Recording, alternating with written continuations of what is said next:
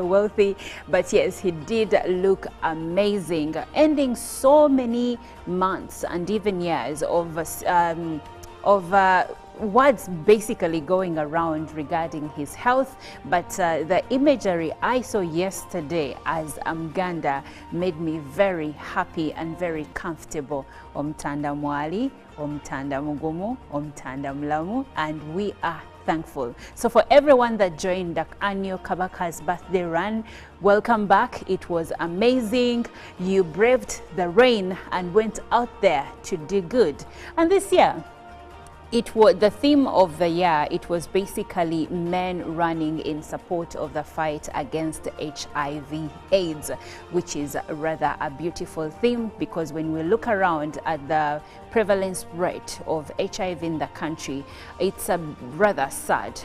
Statistics, actually new reports indicate that there is a high prevalence of HIV infection in the Bunyoro region, but also other areas in the country. And sometime this week, we will be speaking to someone from the AIDS Commission to tell us what is happening in Bunyoro region. But that being said, welcome back. Now, from the United States, the Donald Trump administration is revoking visas for all South Sudanese holding passports from South Sudan.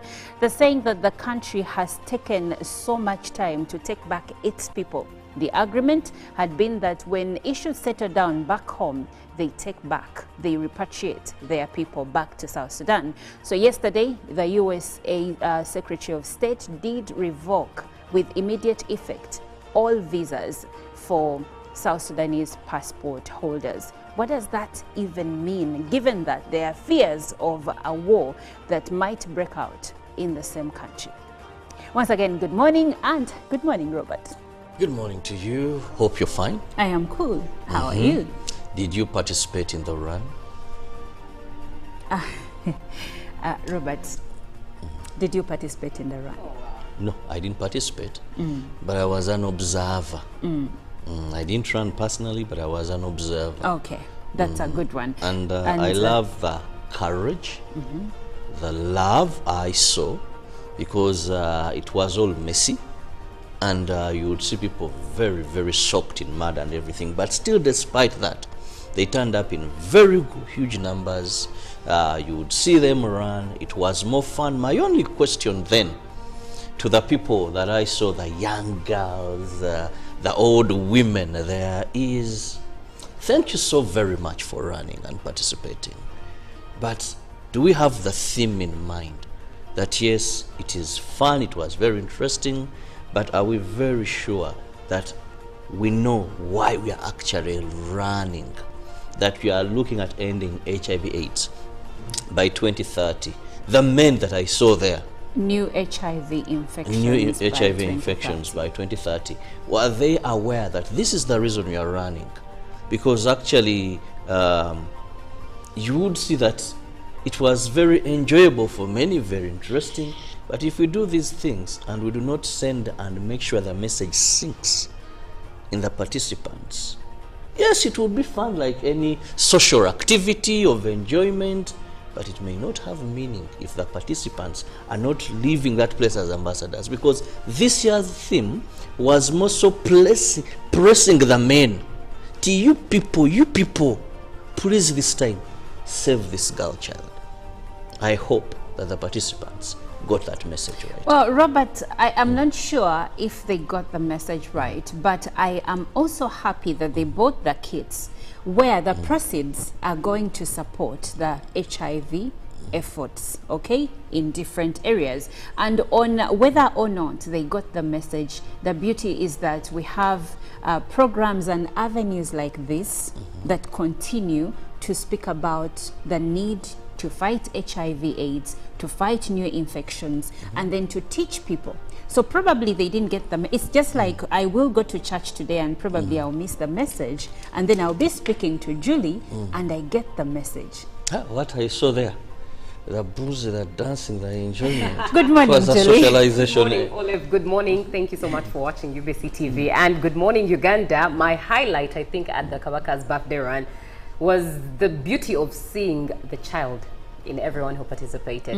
It was messy, it was muddy, it was chaotic, and we thank you for going out there and choosing to run for a cause. But it was also beautiful to see the lighter side of the story. That people, the children in them just came out. They played. Did you see that dog?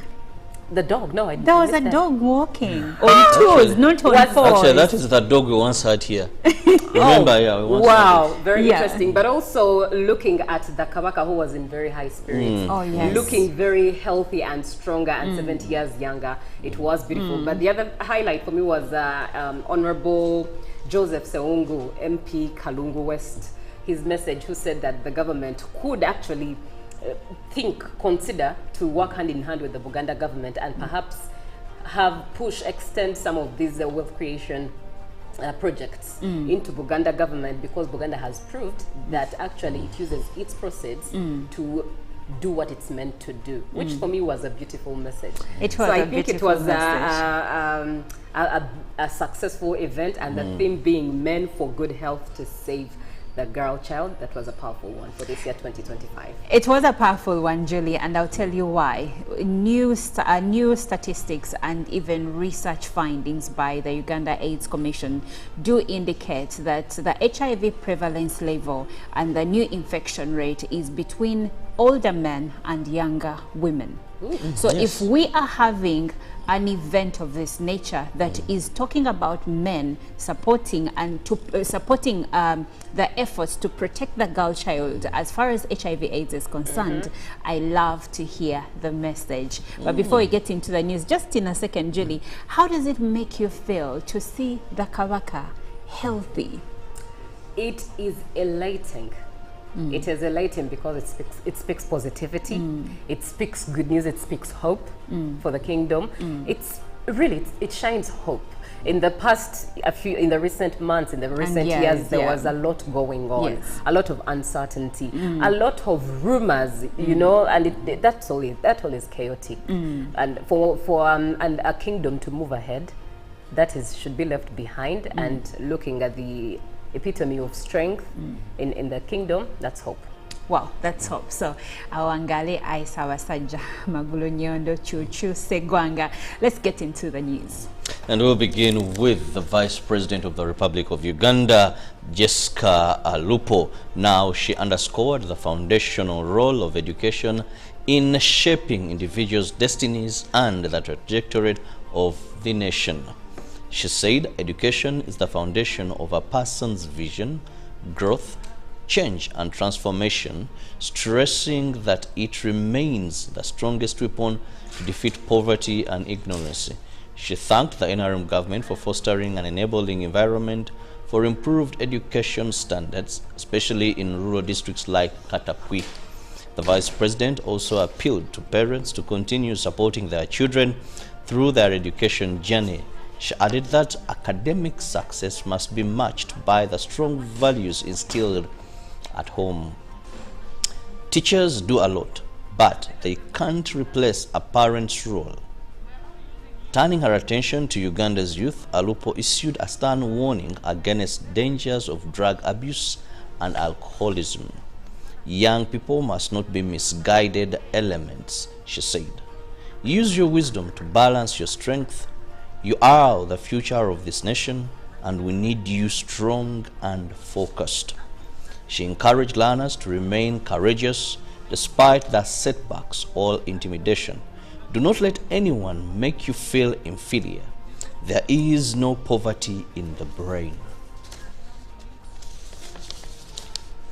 Moving on, amidst heavy downpour, runners from various parts of Buganda and Uganda turned up in big numbers to participate in the Kabaka's 70-year birthday run at Lubiri Mengo.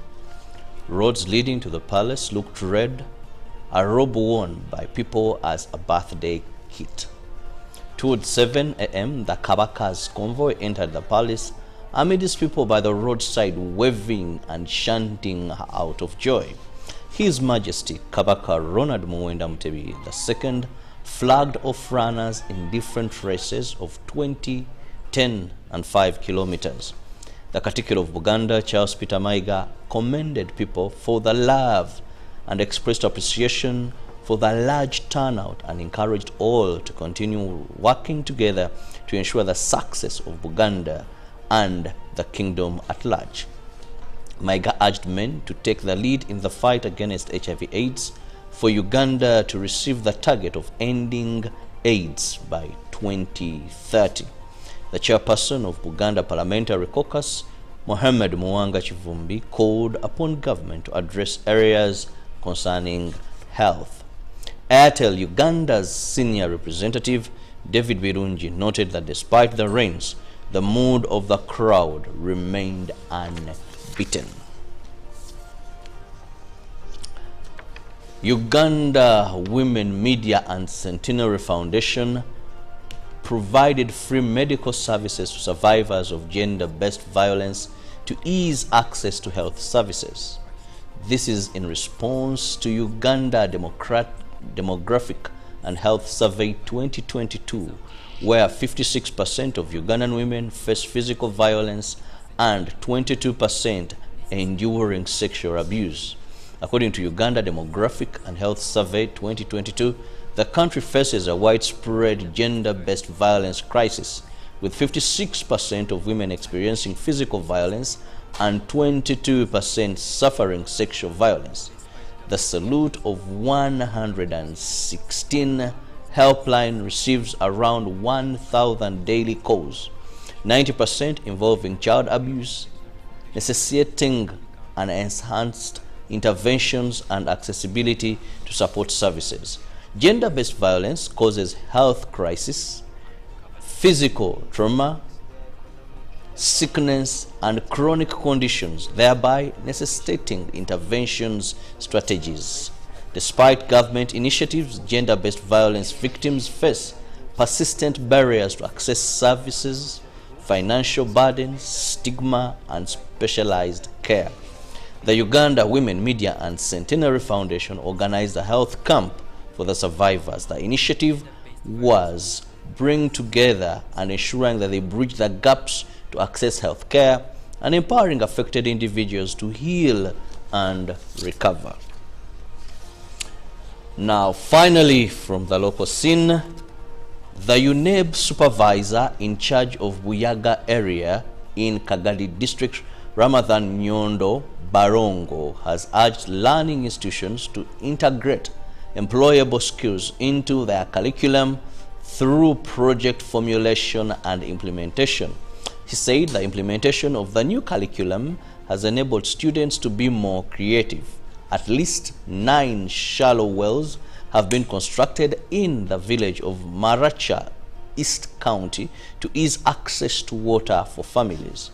The women said they have been consuming unsafe water from swamps and streams, which cause waterborne diseases to them.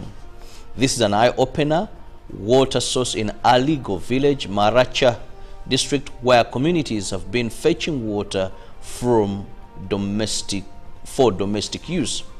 This similar situation is in Buria village, Nyandiri sub-county. Isaac Aguyo, a village health team member at Wodu village, told UBC that people complain of stomach aches and headache. Now, that brings us to the end of our local stories. Well, moving on, more than 50 countries have directly contacted the White House to initiate trade talks following U.S. President Donald Trump's imposition of wide-ranging punitive tariffs, administration officials have said. The tariffs, which caused a nearly $6 trillion drop in U.S. stock values last week and battered global markets, have drawn worldwide attention and sparked fears of a potential economic downturn. But the Trump administration has downplayed that and potential further catastrophic economic fallout. In the meantime, investors nervously awaited the open of U.S. trading after Wall Street's sell-off last week, anticipating another week of turbulence as other nations react. Asian markets will open in the coming hours and expect a rocky day. In a series of Sunday morning talk show interviews, Trump's top economic advisors defended the tariffs, describing them as a strategic move to strengthen the U.S. position in global trade. Treasury Secretary Scott Bessent revealed that more than 50 nations have begun negotiations with the United States since the tariffs were announced on Wednesday. Moving on, Pope Francis has made a surprise appearance at the St. Peter's Square in the Vatican following his discharge from hospital after 5 weeks of treatment. The Pope briefly appeared on stage in a wheelchair with an oxygen tube under his nose. "Hello to everybody," he said, waving to cheering crowds. "Happy Sunday to all of you. Thank you very much." The Pope, 88, was discharged from hospital in Rome on 23rd March and appeared at his window then to offer a blessing. Doctors said at the time he would need at least 2 months of rest at his residence. On Friday, the Vatican said his health was improving and he was in good spirits as he continued his work activities. The Pope was admitted to hospital on 14th February for an infection that resulted in double pneumonia. One of his doctors said he had 2 critical episodes during his treatment where his life was in danger. As of Friday, the Pope had improved slightly in breathing, movement, and speaking, the Vatican said. Recent blood tests also showed a slight improvement in his lung infection. The Pope is requiring less supplemental oxygen but continues to receive it during the day. At night, he receives a high flow of oxygen through his nose as needed. He has suffered a number of health issues throughout his life, including having part of one of his lungs removed at the age of 21, making him more prone to infections. Pope Francis, who is from Argentina, has been Pope for 12 years. And finally, U.S. Secretary of State Marco Rubio has announced that the U.S. is immediately revoking visas issued to all South Sudanese passport holders due to the African nation refusing to accept its citizens who have been removed from the United States. Rubio, in a statement on Saturday, added that the U.S. will also block any arriving citizens of South Sudan, the world's newest country, at the U.S. ports of entry. He blamed the failure of South Sudan's transitional government to accept the return of its repatriated citizens in a timely manner. A cornerstone of President Donald Trump's immigration policy is removing unlawful migrants from the United States with the promise of mass deportations. It is time for the transitional government of South Sudan to stop taking advantage of the United States, said Rubio. Every country must accept the return of its citizens in a timely manner when another country, including the United States, seeks to remove them, he added. It comes as fears grow that South Sudan may again descend into civil war.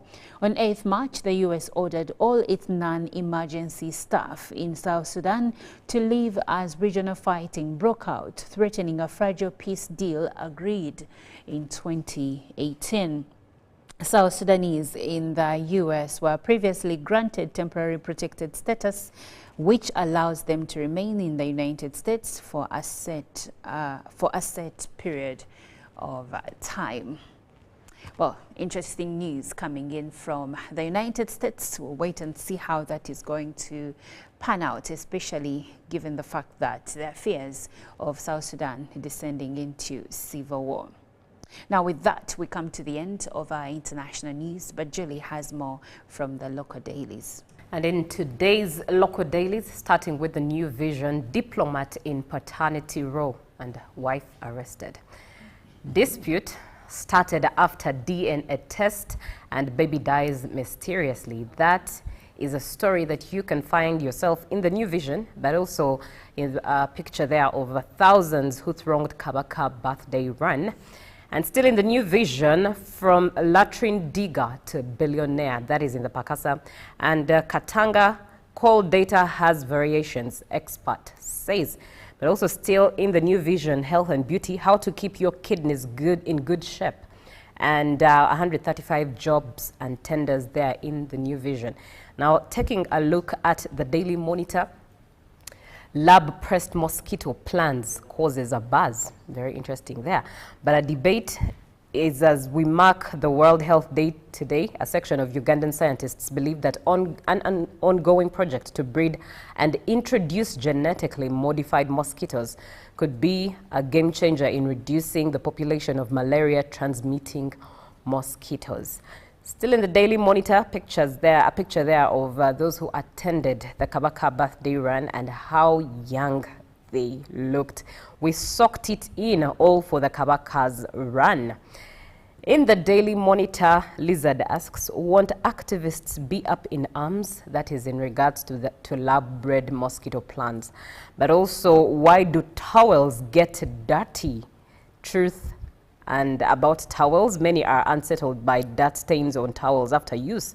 Some link it to the biblical idea that humans are made from dust, while others suspect health issues. But also still in the Daily Monitor, Busoga bigger than Kadaga, says Katukiro. Hey, and in business matters, why East African Brewers Limited offer to fully own Uganda Brewers Limited failed.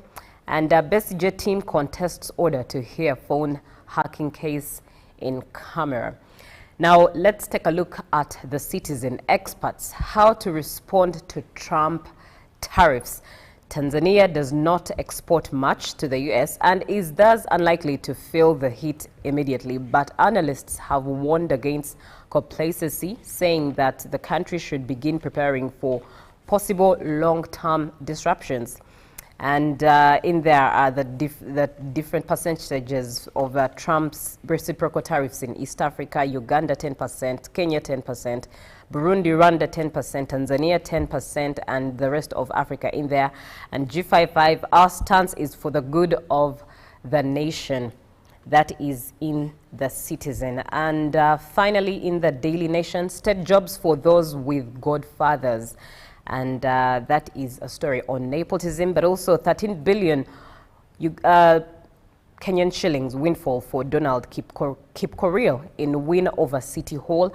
And Al Kablo set for a return amid surge in road carnage. And chaos rocks Gachagua's church meeting in Nairobi. And National Drama Festival kicks off Battle of the Titans as Fete starts. That is in the Daily Nation. Now, looking at what is in the Gazette as of the 4th of April, contents in there: Commissioners for Oaths Advocates Act, Marriage Act notice, the Mining and Minerals Act notice, the Advocates Act, Companies Act, Electricity, Police, Control of Private Security Organs, the Trademarks Act, Trademark Act, Regulation of Applications, the Engineers Regulation Act, Medical and Dental Practitioners Act, and a notice given as of 24th day of December 2024, Kaliba Edison, an advocate of the High Court, has been appointed to be a commissioner for oaths under the above mentioned act for so long as he continues to practice as such advocate and the commission is not revoked. But also looking at places for celebration of marriage, gazetting All Saints Ndegea Church of Uganda, whose denomination is Anglican, Village Ndegea and Parish Bugabira in Mukungwe, Wave 3, Nyendo Mukungwe, Masaka, as of 14th day of March by Honorable Norbert Mao. And finally, the Mining and Minerals Act, notice of grant of a medium-scale mining license by Honorable Dr. Ruth Nankabirwa Sentamu.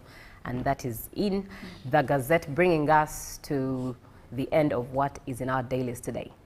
Well, thank you, Julie. Now, on this Monday morning, how about we give you an inspiration song from Bebe Cool, Love You Every Day. Enjoy, and we'll catch you in a bit.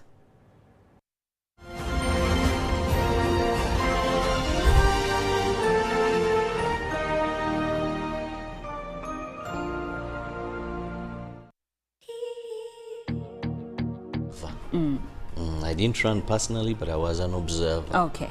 That's a good one. And I love the courage, the love I saw, because it was all messy, and you would see people very, very soaked in mud and everything. But still, despite that, they turned up in very huge numbers. You would see them run. It was more fun. My only question then to the people that I saw, the young girls, the old women there, is thank you so very much for running and participating. But do we have the theme in mind? That yes, it is fun, it was very interesting, but are we very sure that we know why we are actually running? That we are looking at ending HIV/AIDS by 2030. The men that I saw there, new HIV infections by 2030. Were they aware that this is the reason we are running? Because actually, you would see that it was very enjoyable for many, very interesting. But if we do these things and we do not send and make sure the message sinks in the participants, yes, it would be fun like any social activity of enjoyment, but it may not have meaning if the participants are not leaving that place as ambassadors. Because this year's theme was more so pressing the men. To you people, please this time, save this girl child. I hope that the participants got that message right. Well, Robert, I am not sure if they got the message right, but I am also happy that they bought the kits where the proceeds are going to support the HIV efforts, okay, in different areas. And on whether or not they got the message, the beauty is that we have programs and avenues like this that continue to speak about the need to fight HIV/AIDS, to fight new infections, and then to teach people. So probably they didn't get them. It's just like I will go to church today and probably I'll miss the message, and then I'll be speaking to Julie and I get the message. What I saw there, the booze, the dancing, the enjoyment. Good morning, Julie. Socialization. Good morning, Olive. Good morning. Thank you so much for watching UBC TV. And good morning, Uganda. My highlight, I think, at the Kabaka's birthday run was the beauty of seeing the child in everyone who participated. It was messy, it was muddy, it was chaotic, and we thank you for going out there and choosing to run for a cause. But it was also beautiful to see the lighter side of the story. That people, the children in them just came out. They played. Did you see that dog? The dog? No, I didn't. There was a dog walking on toes, not on fours. Actually, that is the dog we once had here. Remember, yeah, we once wow, very interesting. But also looking at the Kabaka, who was in very high spirits, looking very healthy and stronger and 70 years younger. It was beautiful. But the other highlight for me was Honorable Joseph Seungu, MP Kalungu West, his message, who said that the government could actually consider to work hand in hand with the Buganda government and perhaps extend some of these wealth creation projects into Buganda government, because Buganda has proved that actually it uses its proceeds to do what it's meant to do, which for me was a beautiful message. It was I think it was a successful event, and the theme being men for good health to save the girl child. That was a powerful one for this year 2025. It was a powerful one, Julie, and I'll tell you why. New statistics and even research findings by the Uganda AIDS Commission do indicate that the HIV prevalence level and the new infection rate is between older men and younger women. So out with MTN voice bundles. Call all networks. Kubei Dondoro. Buy a 25-minute voice bundle for only 1,000, or buy any daily voice bundle of your choice. Dial *100*21# and select daily, or use the My MTN app. When we talk together, we are unstoppable.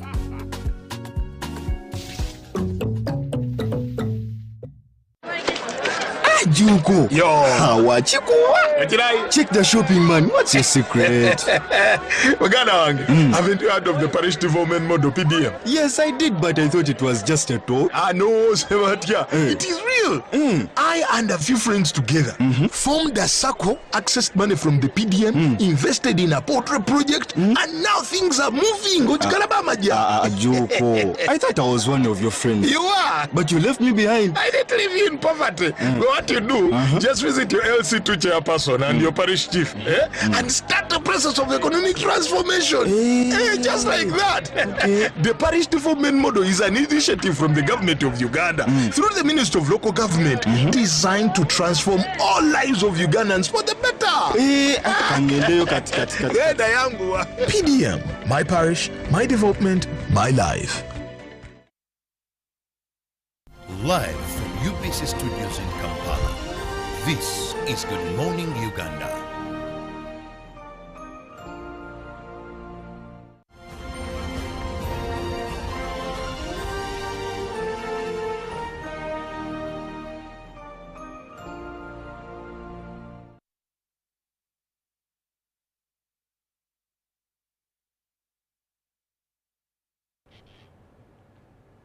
Once again, good morning and welcome to Good Morning Uganda. I'm Olive Monica Najuma with Chirabo Robert Nyonyintono and Julie F. Nantaba Mosesi.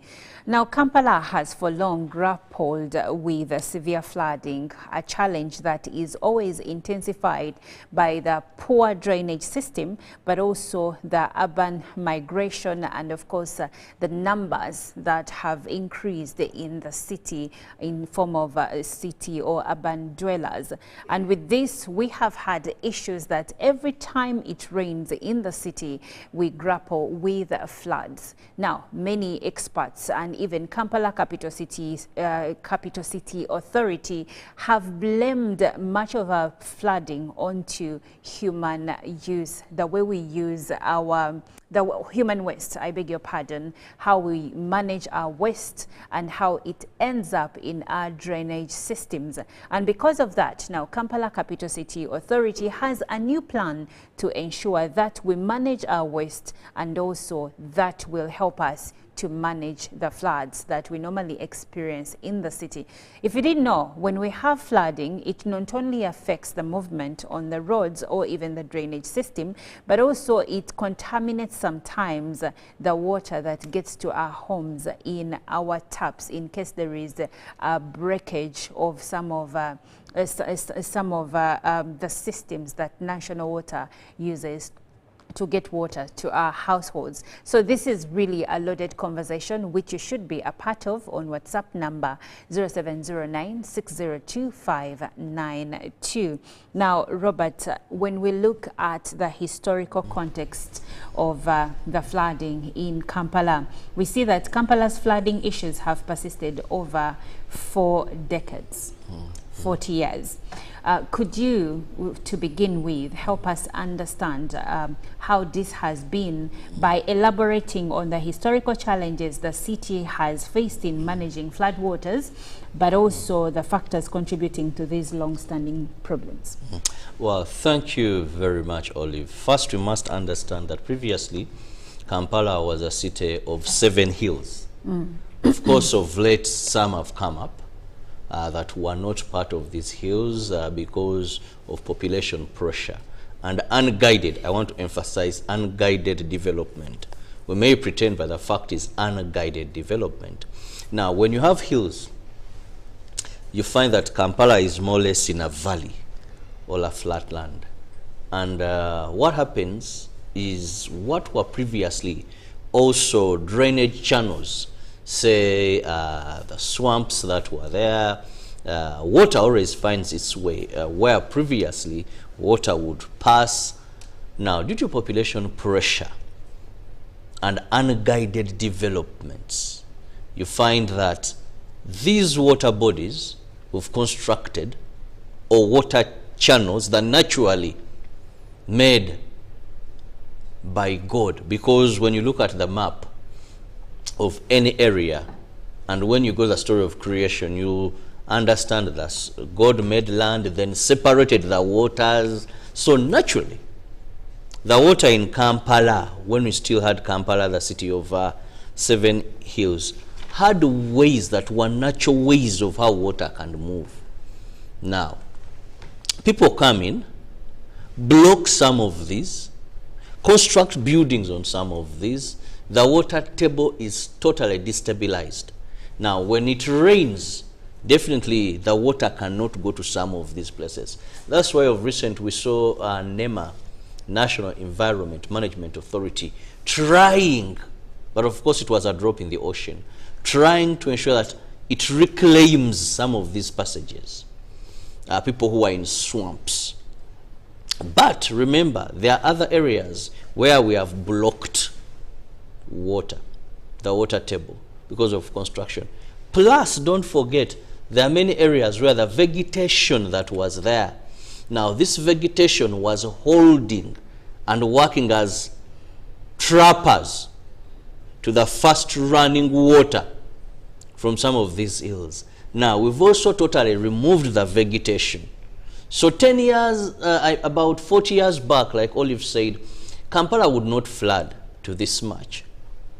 No, because we still had plant cover on some of these hills that was holding the water, and it wasn't running straight into the valley kind of Kampala. 2, because there's no huge numbers of people in the city as it is today.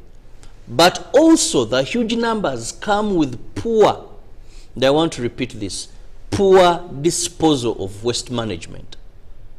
That even the few channels that have been constructed, you will find when it rains, plastic bottles, a lot of things there, and some people even deliberately collect the garbage and pour into these running water channels constructed by KCA, so causing the blockage. But also not forgetting that there's what we call climate change. Over the time, climate change has caused things to turn out very differently. For example, the amount of rain that we receive now, it may take long to rain, but the challenge is once it rains in huge amounts. I remember we were told by KCCA that the rain we received recently, where we saw Kampala almost going to the dogs in terms of flooding, that rain previously would get it in a period of 1 week. It would come in small quantities, but in a period of 1 week. Now, rain for 1 week rained within about 3 or 4 hours, causing the mess that we saw.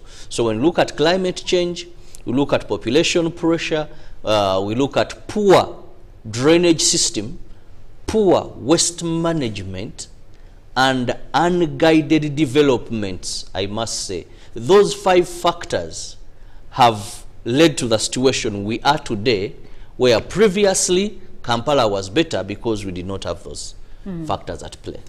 Okay, thank you, Robert. And as you can see from some of the cutaways from that footage, you see how bad it got. Now, according to what we saw in the last 2 weeks, the heavy rains on March 26, 2025 led to the deaths of at least 6 individuals, including 2 minors, and left hundreds stranded.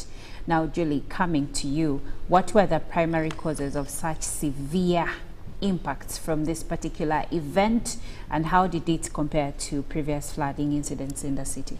Oh, well, the major and the most was the loss of life. And when we hosted the head of communications at the KCCA, he was very keen on putting the blame on us as the people who dwell in Kampala as the biggest culprits in regards to blocking the drainage system in Kampala. We dump anyhow, we have no plan for our waste disposal, and he in fact mentioned that they have a team from KCCA that goes ahead to unblock these drainage systems right before it rains, or when it's threatening to rain, or when it's starting to rain. For example, that very day when the floods took over Kampala, there was a team on ground early as probably 3 a.m. or before it poured, trying to unblock the drainage systems.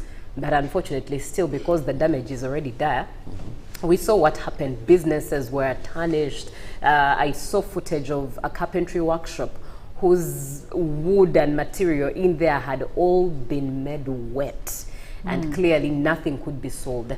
If you look at areas like Forest Mall, Lugogo area, a lot of business is carried on there. But at that time, nothing can be done. Cars are buried under water. There's a lot of, it's a business center, banks, restaurants, and the biggest of them in town. Many people meet there, but at that point, there's nothing that can be done. So businesses came to a standstill, movement came to a standstill. Exactly, movement came to a standstill. And it brings us back to us as Ugandans, as people. Yes, the authorities have their role to play where they've failed, clearly. But what are we doing? Aside chanting the statement, government. Because we all have a role to play. We all have a role to play. And if you just look at a snippet of what it means to have a clearer Kampala, just a picture. One, you have your waste managed. That is enough. But also having an aesthetic appeal to Kampala, which ideally in return uplifts the value, the property value of Kampala. So to whoever is running business, especially the businessmen in Kampala, that's an advantage because their property has higher value. So it starts with us even before it goes on ahead. If you look at the health risks, when it floods, that means there's a high risk of diseases like cholera. Because, I mean, look at the people who are on the streets themselves. What are they feeding on? Some of them use that very water to survive, which is ideally unhealthy. If businesses like small, say, clinics are attacked by that water, how else are they serving the communities, the small communities like Chisenyi? So ideally, it's a very big disadvantage, and it puts us at a loss, at the side of loss. Okay, now, Robert, reports do indicate that poor waste management has led, actually no, before we go to waste management, that open drainage systems are also in conjunction with poor waste management, like Julie has put it, have led to the challenges that we have today. So before we even look at the KCCA plan to, manage waste and also, divert floods, how do we deal with the challenge of poor waste management in Kampala City? Because they will always come here and tell us that human behavior is the reason we are where we are. And you really can't blame them. We've seen footages of someone who comes with a tuk-tuk, gets rubbish, lots of it, and starts pouring in the drainage system when it is raining. Then there is the way we, there is the way we dispose of our rubbish. When you go downtown right now, you're going to find that there are heaps and heaps of rubbish somewhere. When it rains heavily, this rubbish is going to end up in the drainage system. So when KCCA says that human use or poor waste management by us, they have a point. But how do we manage that? Practical ways. Yes. Well, I've already said development must be guided. And I want to borrow the words of once mayor of Kampala. He was called John Sebana Kizito. He said, Kampala is not for everybody. Okay. And people didn't understand what he meant. A capital city may not be a place for everybody. I'm saying this as I get to poor waste management. Now, I'm going to look at it twofold. KCCA and the people themselves. First, believe you or not, by virtue of being a human being, at one time you generate waste. In any home, I think in any society, you generate waste. Ideally. And the thing is, no one wants to be with waste. You buy a bottle of water, you want the water. But after drinking it, you don't want to keep around with that plastic bottle. They pack for you food, take away. You want the food. But after, you can't tell Judy that put this in your car, drive along with it. In our homes, people eat. Today we have the issue of Pampers, the diapers. So no one wants to be with waste, but people must and have to generate waste. Now let's begin with personal responsibility. The personal responsibility is that you sort this waste. That in homes, this is organic, so it can easily decompose. These are non-decomposable waste. Sort them. Now, if you've been that well organized, if you've been that well organized, you've sorted, you can pack. That is a person staying in Kampala, or a person who should be staying in Kampala, and can do that. But remember, we have the 5 divisions of Kampala. Now, in these 5 divisions of Kampala, how many people have the ability to sort organic, non-organic? And after sorting it, then they can find a safe place to dispose it off. I think if you say that, Robert, allow me interject. But I want to just complete this briefly. Should it be ability, or most times it's complacency? No, why I'm saying, I said 5 divisions of Kampala. Okay. And remember, I began by saying people who must. Kampala is not for everybody. Okay. Now, there is a person that even if you told them, or even if they wanted, they can't. And like, because of circumstances, we know, I said, those that are not supposed to be in Kampala.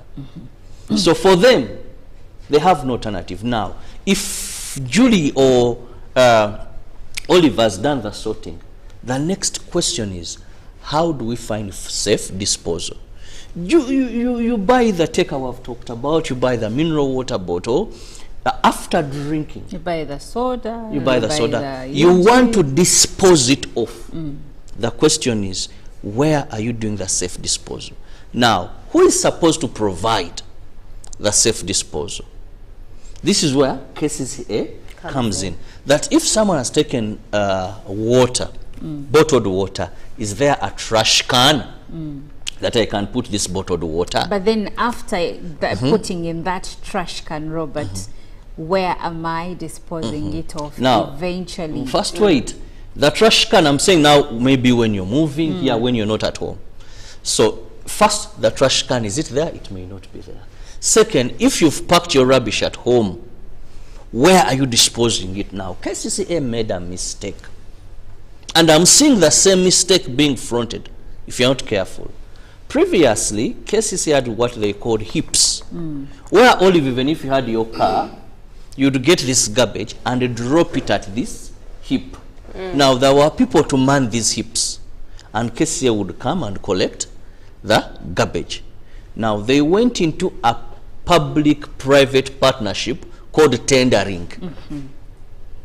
Now, someone pays money to KCCA, and they tell him, now you're going to be collecting garbage from this area. Yeah. I'm an investor. I bought my trucks. I bought my boys. Sorry, I pay my boys. Yeah. Now, today, they come into your house, and a young man looks and says, now, this sack you're giving us 15,000. You get it? Now, if they find any cheaper avenues, they even arrest these people you see on bikes, because actually they don't know where they're taking their garbage, and they're right. So they made kasasiro, I want to use that word, very expensive. That the people who are supposed to be in Kampala, the Olives, the Julies, if they have sorted organic and all that, because they want to, and you know they have that clean home. If you come to them and say 15,000, she will give the 15 and you take the garbage. Now, the people who are not supposed to be in Kampala, that may not afford to pay the 15,000, that may not afford to pay the 15,000, where do you think, and I began by saying no one wants to be with garbage, where do you think these people are going to take the garbage? These are the people, because even the tuk-tuk picture I saw running, the video, you see that this man was able to park.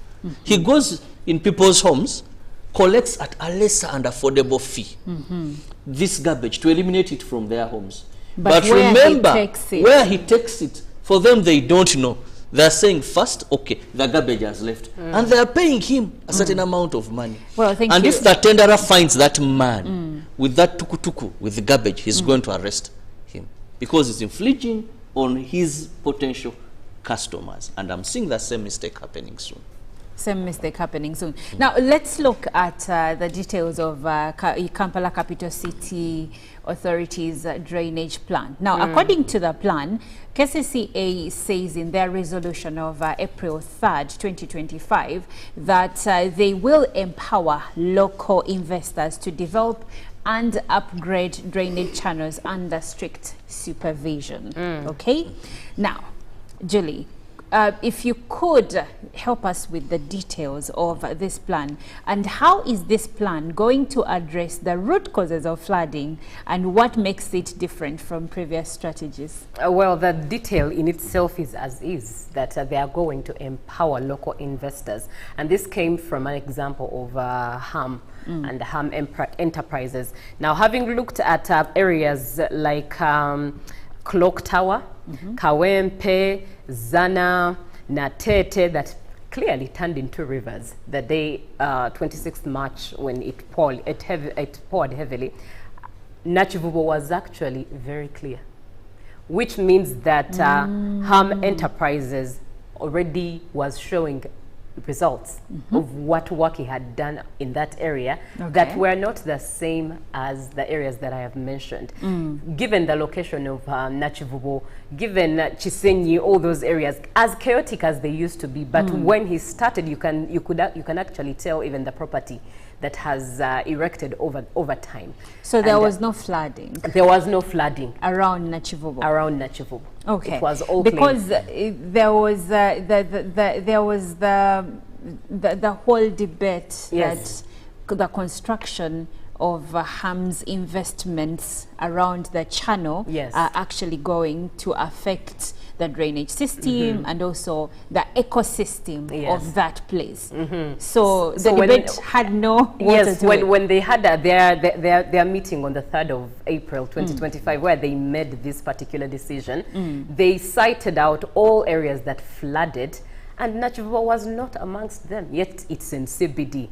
And it eventually led to the conclusion that how about we actually empower local investors under the strict supervision of the KCCA authorities to actually help with this issue. And if you think about it, it could actually make a lot of sense. Well, according to the Kampala mayor, Elias Lukwago, he said that HAM illegally constructed on top of Jugular Water Channel and that this was the cause of the recent floods that hit the city and wreaked havoc. And the Lord Mayor demanded Rusa's interdiction from the Office of the Director of Legal Affairs, claiming he backed the project while serving as acting executive director between September last year. And an accusation that was recently slammed in court. Okay. So now the detail of that, we might not have the facts. But I'm looking at the business side of things from a businessman like HAM. If he invests his money into the drainage system of Kampala, perhaps there will be a bit of stricter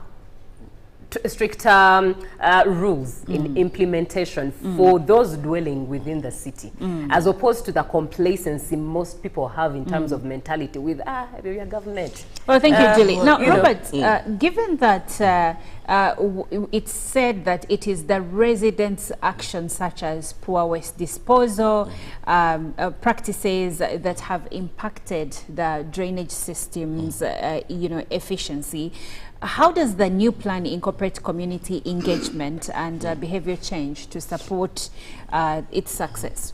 Briefly.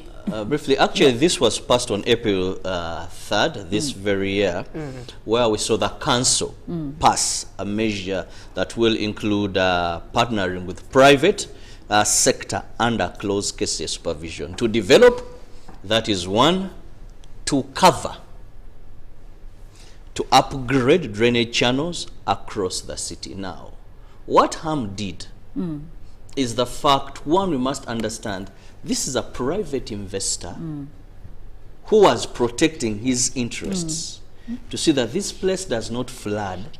So he used what we call underground drainage channels, where these channels are sealed, that at no level can you dump. Yes. You get it? Yes. He used underground. So they're underground. You have no choice but not to dump. So the water is But moving, not to but dump. it has no way, we have no way of dumping. Of dumping. That is the technology he used. Now, modern cities have gone to that technology. That the dumpers, if they can, it's just one particular area that they cancel, can just uplift. My only challenge is when you want them to do not for their interests. Like if I'm constructing a fence around my home to protect thieves from not coming in. Now you're hiring me to construct fences for other people. I'm investing to recoup. Like the tenderers on garbage. We cannot look at a personal example to protect their territory. But it is an example that has actually It has been succeeded. successful. But now we want to look for, the word is look for local investors. You see, when you invest... Robert, I want, we are running out of time. I want you to get to the problem in so the a few problem seconds. is, when we think about it, is empower the authority to do the work, to copy, to benchmark. But we have had a change with private public partnerships. The supervision doesn't work out very well. We go into extortion. We go into the citizenry paying high. Robert, I feel like you are finding problems with the solution, but you're not giving a solution. The solution is simple. KCCA and the government. There are some services we cannot give to the private sector. Empower the authority with money that it needs, empower the authority with the powers it needs, and sensitize the public. Well, thank you so much, Robert. Now, Umugisha Nathan says, thank you, good morning, Uganda presenters. I'm Nathan Umugisha here in Nakawambuya. I remember during the late Mayor Sebana Chizito, whenever it rained, KCC workers could immediately visit channels and drainages to clean them. So probably he's supporting Robert's argument that let's just empower KCCA. Let's empower the government bodies instead of empowering the private sector. But the conversation does continue on our X app. The hashtag is UBCGMU. For now, we'll take a short break.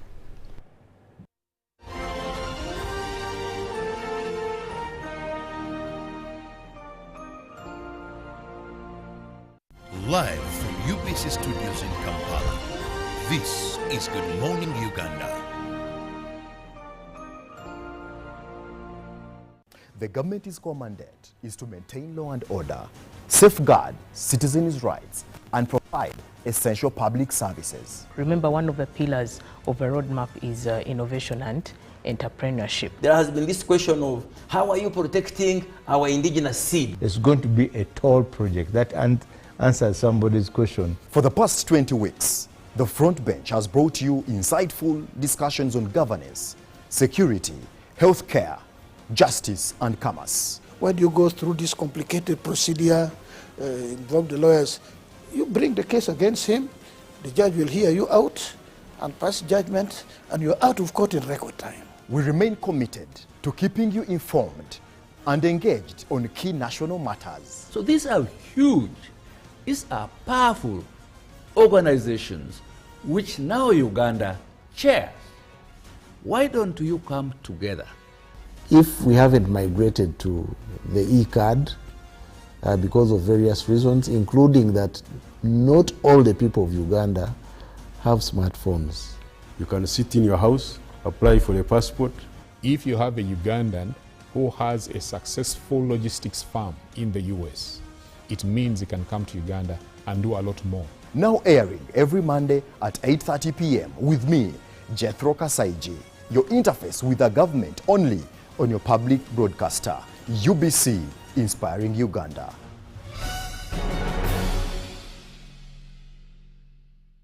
Buza Kamiso now, enhancing tax education and bringing it closer to the taxpayers. Many Ugandans have questions about the taxes they pay to URA.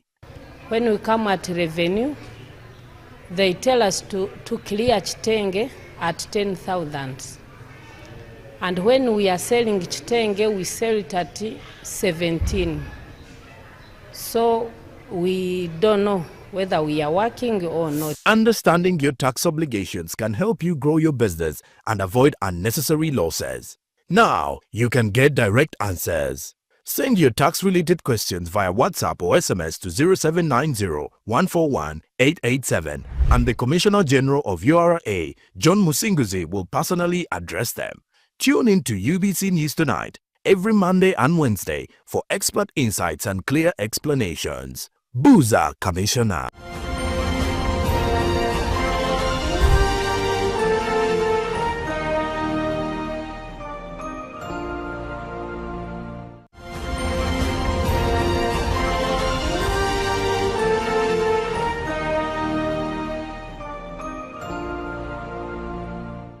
The temperatures are really crazy. Like you can see, it's a hot morning and we are still at Namugongo Shrine, and behind us is just the lake. It's called Uganda Martyrs Lake. I didn't know there's one of a kind like that, but also an appreciation to the Catholics. I think they've taken part in planting as many trees as they can, and when you get to this area, there's at least much shade regarding climate change. Now, bringing you back to what we've been discussing.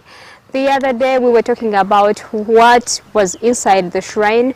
You got to see what was in there, you got to learn one or two things, and when we also got outside, you still got to see what was there. And we promised to bring you to the lake, which is where we are standing right now. We are yet to know why is this lake in Namugongo Shrine? How did it come to existence? Is it a man-made lake or not? Let's hear that from Ben. We are with him again, and he's going to be introducing to us himself and tell us more about this place. We are happy to have you again, Mr. Ben. Thank you so much. Once again, my name is Ben Tenywa. I'm in charge of visitors and pilgrims at the Uganda Martyrs Catholic Shrine in Namugongo. Now, where we are, this is a man-made lake. We call it the Uganda Martyrs Lake. Before, it was a swamp. The executioners, after executing people up there, they were sloping down here in the swamp to wash, to bathe, to cleanse themselves, refresh themselves. Tell the ghosts, not responsible for your death. It is the king who told us to kill you, don't haunt us. It is the goddess of Uganda, you minimized and called them demons, responsible for your death, not us. So now, when they were designing the place, a priest who was here in charge, the late Monsignor Lawrence Mbwega, decided to dig the lake. This is a smaller lake which was dug basically for mass to be celebrated here whenever there is need for any open air mass, especially on Martyrs Day. Martyrs Day every year is a public holiday in Uganda. The bishops and the priests, they go in the basilica, in the shrine, they put on their vestments, they make a procession and go in the middle. In the middle of this lake, that pavilion is for bishops and a few priests. The excess of the priests, they sit behind, the pavilion behind. The pavilion this side is for president and all of government officials, all of VIPs in that pavilion. The pavilion that side is for the sisters, brothers and the sisters. Then the rest of the pilgrims all over. They put speakers on the trees so that people can hear them wherever they are. 3 popes have been here. The first pope to come in Africa celebrated the Mass here. Pope Paul VI was here on 2nd of August, 1969. John Paul II was here on 7th of Feb, 1993. And Pope Francis was here on 28th of November, 2015. Christians believe this is holy water. When they come here, some wash in their face, some touch, some carry at home. It depends on your faith. So here is a Pope sacristy. Pope Francis dressed from here and he went for Mass there. So, thank you so much. Meaning when he came, this was already put in place? When Pope Francis was coming, they demolished whatever was here. There are some sheds which were here, but when the Pope Francis was coming, they demolished all those sheds and they put up these new ones. Yeah, each pavilion has got toilets and rooms underneath. Yes. And maybe to shed a light on Uganda Martyrs, usually when it's happening, take us through what happens. to the, what happens in place? Martyrs Day, 3rd of June, is a public holiday in Uganda. That's the day we remember the Uganda Martyrs. Every day they choose a diocese to lead us in the celebrations. Now this year, 2025, we have Lugazi diocese.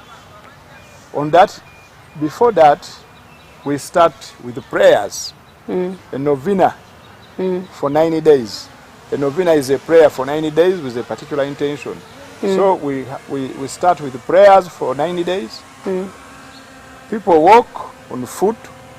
People come walking from northern Uganda, western Uganda, eastern Uganda. People come walking from Nairobi on foot. Not because they don't have money, but to make a pilgrimage. So by 1st of June, the place is already full. Now on the very day, Mass, the procession starts from the basilica. The bishops and the priests, they go inside the basilica, they put on their vestments, they make a procession and they go in the middle there. So the Mass starts at 10 a.m. and it ends at midday. Then speeches, by 2, everything is done. Yes. And when it is done, everyone goes back. Everyone goes back. Those who come walking, they use buses, they use their vehicles and they go back. That's interesting. I didn't know that people are coming all the way even from Nairobi, walking. I thought it is Ugandans that are walking all the way, and probably the rest are catching flights and starting their walks from Entebbe. It's an interesting one for the faith. What are some of the things that these people be seeking for, especially to take that route of faith, to walk all the way? Now let's talk about people, for example, from Kisoro. From Kisoro you walk probably the other corner in Karamoja till here. What is it that they are yearning for that will make them take that step to get to this place? People who walk, for them they're strengthening their faith. They say if the Uganda Martyrs were burnt, if the Uganda Martyrs were killed, they were like us. They were black like us, they were men, they were young, they were old. So they say, since the Uganda Martyrs were burnt, and nobody is willing to burn us, nobody is going to burn us, let us go an extra mile of walking. So they make a pilgrimage, they make that holy journey. And in the process, they believe they are communicating with God, they are talking to God, they are coming nearer to God. And in the process of doing that, some are asking for forgiveness of their sins, some are asking for their particular intention is they intend to receive from God. So it is a holy journey, it's a prayerful journey. People come praying, people come telling God, seeking for forgiveness. People come, some come with particular intentions. This year in this pilgrimage I'm asking for this. So doing that, let me walk. I'm asking for forgiveness of my sins. Doing that, let me walk. To achieve that, let me walk. So that's why you see people walking. Walking to be more nearer, to strengthen their faith, to be more nearer to God. Yeah, in this event, pilgrimage. This is a place we've got to learn about for so many years. How have you been able to keep it this clean and intact in this area? Yes. You see, this is a place of visitors. This is a place of pilgrims. Yes. So we have we have workers, workers who are always here to clean up this place. So on daily basis, visitors come. So for that matter, we have workers who clean the place. We have enough workers who clean this place to make it clean the way you have found it. Okay, and when we look at the tourists that keep coming in, exception of the big day, the Uganda Martyrs Day, where are the biggest numbers? I don't know, isn't it the day when the biggest numbers are? Yes, so let's look at now the other days. How often do you get in the visitors, and usually what are they looking for, the tourists? Visitors come on a daily basis. Every day we get visitors, we get pilgrims, we get tourists. There are those who come to pray. There are those who come to tour. Those who come to tour, they have heard of this place. They want to know, is it true that people were burnt because of their faith? So that alone attracts tourists. That alone attracts pilgrims. So on a daily basis, we get people who come to tour, people who come for pilgrimage. Because what happened here is not common, that people were burnt. In Uganda, it is only here. In Africa, it's only here. Maybe, I don't know, in the whole world. But what happened here is unique, that people were burnt, so people come to see this holy place. And so many people want to associate themselves with the holy place. And this year I must visit the holy place. And one of the holy places in Uganda is Namugongo. Yes. And maybe to give us your closing remarks or something that you would like us to know about the Namugongo Shrine. Namugongo Shrine is a shrine dedicated to the saints, the Uganda Martyrs. Now I call upon you people of God to come and receive blessings, the Uganda Martyrs. If you have you need a miracle, you need something to strengthen your faith, this is the place. You emulate the Uganda Martyrs to attain sainthood, because the Uganda Martyrs are now saints. We can become saints. The only way is to learn about the Uganda Martyrs, to meditate about the Uganda Martyrs, to think about the Uganda Martyrs, and visit the place like this one where the Uganda Martyrs were killed. Thank you for sticking with us on the GMU Tourism Express. And this morning again, it's been the Religious Tourism Week dedicated to Catholics.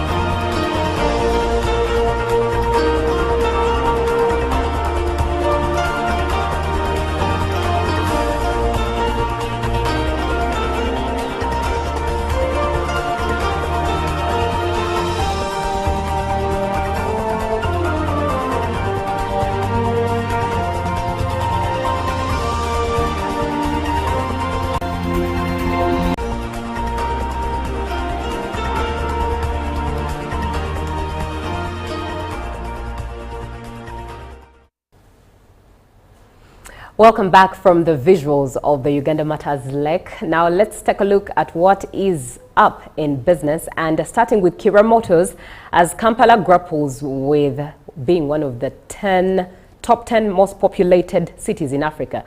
Kira Motors is offering a sustainable solution to the transportation challenges facing the city. Now, according to Shaban Senyange, the corporate affairs manager at Kira Motors, the plant's innovative approach is not only contributing to a greener future. The company's plant in Jinja is not just producing buses, it is reimagining the future of transportation in Uganda and setting an example for the continent. Now, 10 years ago, Kira Motors was a little more than a bold idea sketched on paper. And today at their Jinja plant, you can watch Uganda's first homegrown vehicle come to life stage by stage. As you can see what is in the footage there. Now, a short walk through the sprawling 7.5-acre facility shows Kira Motors has transformed its vision. And the head of design and engineering at Kira Motors, Joel Kutesa Mulwana, leads the tour around the plant, and it is alive with the hum of machinery and the precision of workers shaping steel into functional vehicles. Beautiful to look at and worth the experience when you visit the plant in Jinja. But let's look at more vehicles, and this time around moving into the UK. The UK government has said it's taking a step into helping the British car industry by making the rules on manufacturers going all electric more flexible. Now, a ban on producing new petrol and diesel cars will come into effect in 2030, and after ministers reinstated a deadline that had been pushed back by ex-Prime Minister Rishi Sunak. However, on Sunday, Transport Secretary Heidi Alexander said that while the government is committed to the 2030 deadline, she would relax regulations which dictate how firms make the switch in order to protect and create jobs. Opposition parties said the measures would not be enough to boost the industry, which faces an uncertain period after the US announced tariffs on cars. Now, President Trump imposed a 25% levy on cars imported to the U.S., which is a major export market for the UK motor industry. And while plans to phase out petrol and diesel vehicles predate the tariffs announcement, the government framed its latest intervention as a way to help car farms grow despite potentially seismic changes to the motor industry. Now, the government said it had worked with UK manufacturers to simultaneously strengthen its commitment to the phase-out while introducing practical reforms to support industry meet this ambition. And under the current EV mandate, manufacturers are at a risk of fines of £15,000 per car sold that does not meet the latest emissions standards. Now, coming to Africa, in Zimbabwe to be particular, Zimbabwe's President Emmerson Mnangagwa has announced that he will suspend tariffs on goods imported from the US in an attempt to build a positive relationship with President Donald Trump's administration. Now, the move comes days after Trump imposed an 18% tariff on Zimbabwean exports to the US. And this measure is intended to facilitate the expansion of American imports within the Zimbabwean market, while simultaneously promoting the growth of Zimbabwean exports destined for the United States, Mnangagwa said on X. Now, Zimbabwe has had strained diplomatic relationships with the US since it adopted a controversial land policy about 25 years ago.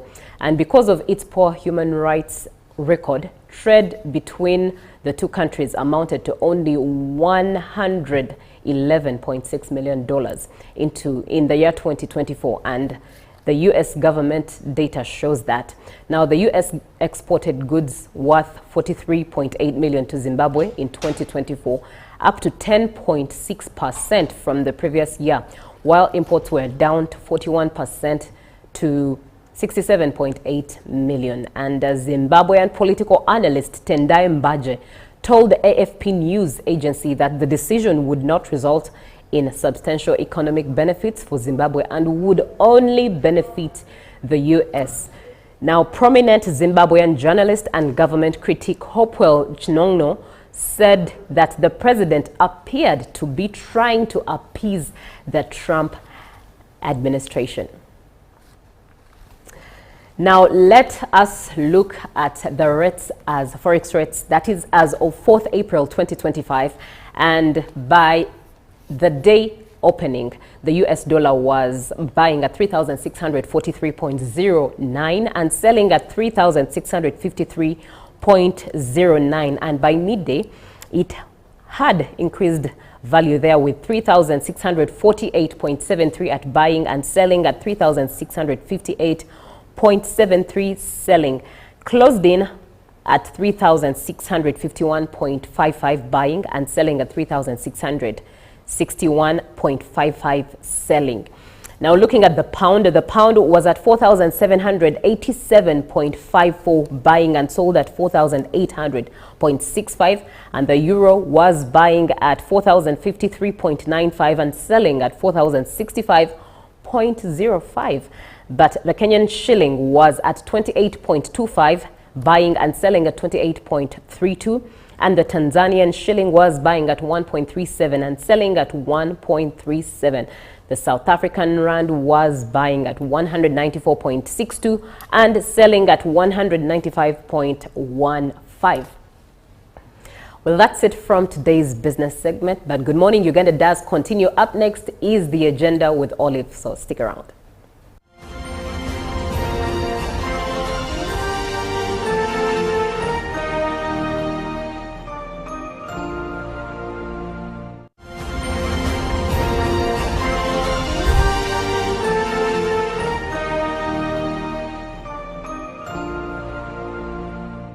The government's core mandate is to maintain law and order, safeguard citizens' rights, and provide essential public services. Remember, one of the pillars of a roadmap is innovation and entrepreneurship. There has been this question of how are you protecting our indigenous seed? It's going to be a tall project. That answers somebody's question. For the past 20 weeks, the front bench has brought you insightful discussions on governance, security, healthcare, justice and commerce. Why do you go through this complicated procedure, involve the lawyers? You bring the case against him, the judge will hear you out and pass judgment, and you're out of court in record time. We remain committed to keeping you informed and engaged on key national matters. So these are huge, these are powerful organizations which now Uganda chairs. Why don't you come together? If we haven't migrated to the e-card because of various reasons, including that not all the people of Uganda have smartphones. You can sit in your house, apply for a passport. If you have a Ugandan who has a successful logistics firm in the US, it means he can come to Uganda and do a lot more. Now airing every Monday at 8:30 p.m. with me, Jethro Kasaiji, your interface with the government only on your public broadcaster, UBC, Inspiring Uganda.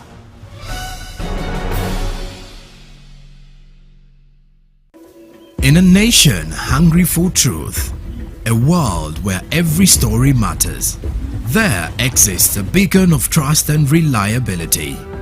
For decades, they've been our voice and our window to the world, holding the mirror of our history. With 4 TV stations and 11 radio channels spanning 27 languages, they stand as guardians of information, defenders of truth. With Maskari Heritage Advantage, they uphold every citizen's right to reliable and free information. Their archived stories shaped our past and illuminate our present. Yet now, as new challenges arise and the world evolves, their mission faces its greatest test yet. Be part of our journey and let's navigate the unknown, uncover the untold, and safeguard our future together. Tune into your public broadcaster, for it is the intersection of trust and truth. Because to UBC, your story, and every voice matters. UBC, Inspiring Uganda. Buza Kamiso now, enhancing tax education and bringing it closer to the taxpayers. Many Ugandans have questions about the taxes they pay to URA. When we come at revenue, they tell us to clear chitenge at 10,000. And when we are selling chitenge, we sell it at 17. So we don't know whether we are working or not. Understanding your tax obligations can help you grow your business and avoid unnecessary losses. Now, you can get direct answers. Send your tax-related questions via WhatsApp or SMS to 0790-141-887 and the Commissioner General of URA, John Musinguzi, will personally address them. Tune in to UBC News Tonight every Monday and Wednesday for expert insights and clear explanations. Buza Commissioner. Juko. Yo. Check the shopping, man. What's your secret? Haven't you heard of the parish development model PDM? Yes, I did, but I thought it was just a talk. No, it is real. I and a few friends together formed a circle, accessed money from the PDM, invested in a portrait project, and now things are moving. Juko. I thought I was one of your friends. You are. But you left me behind. I didn't leave you in poverty. What you do, just visit your LC2 chairperson and your parish chief and start the process of economic transformation. Just like that. The parish development model is an initiative from the government of Uganda through the Ministry of Local Government designed to transform all lives of Ugandans for the better. PDM, my parish, my development, my life.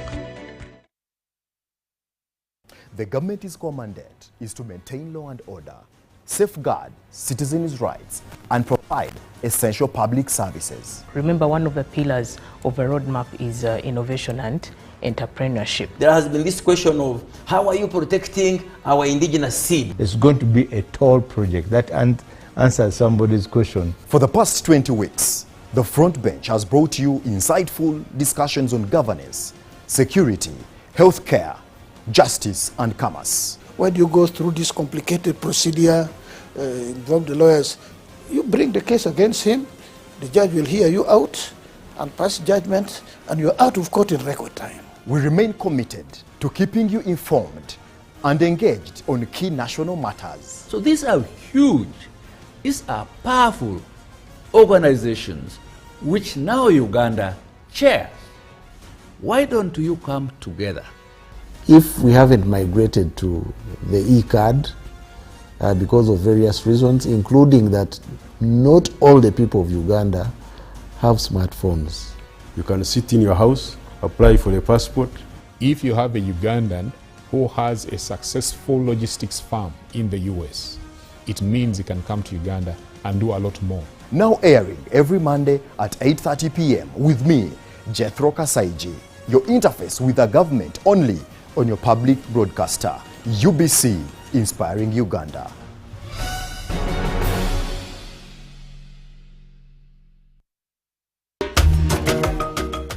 Nkwanga Ramazan is my name, the head teacher of this great school, Ikumbia Seed Secondary School.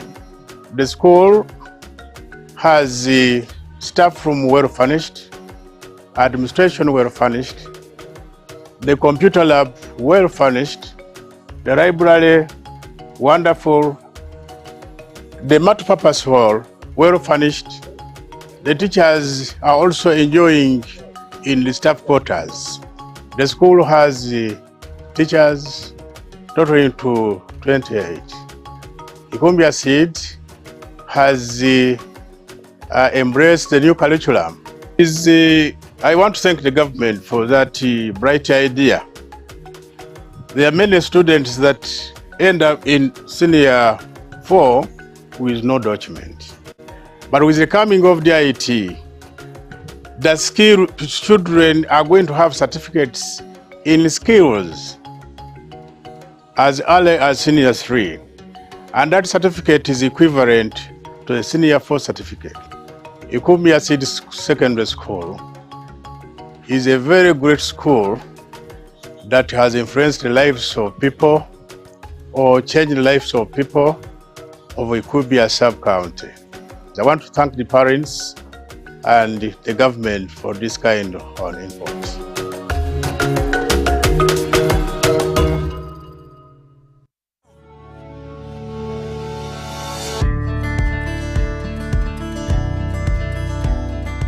Our program of poverty eradication is a must. We want everybody to be involved. Through the parish development model, Ugandans are starting small but impactful projects to improve their livelihoods. When we give 1 million, we know it's not enough to do many things, but it's a starting point. I'm a PDM beneficiary, a farmer. Your Excellency, I was given 1 million Uganda shillings from Kobil Kawo PDM Circle. Your Excellency, I got 20 bunches from my small piece of land sold, got 400,000, put in the PDM farm, Your Excellency, in the PDM money, Your Excellency, I bought a cow of 1,400,000. In 1 year, 100 families in the parish get. In 5 years, 500 families would have got. We were the first people to receive money from Nakaprepret. I received $1 million. I rented 4 acres of land and I was able to harvest 14 bags. So really this 1 million is enabling somebody to start something. Yes, and we don't want to give too much money to one person because we have got very many people to cover. The parish development model empowers the people, focusing on lifting up the masses and creating opportunities that ensure prosperity for all.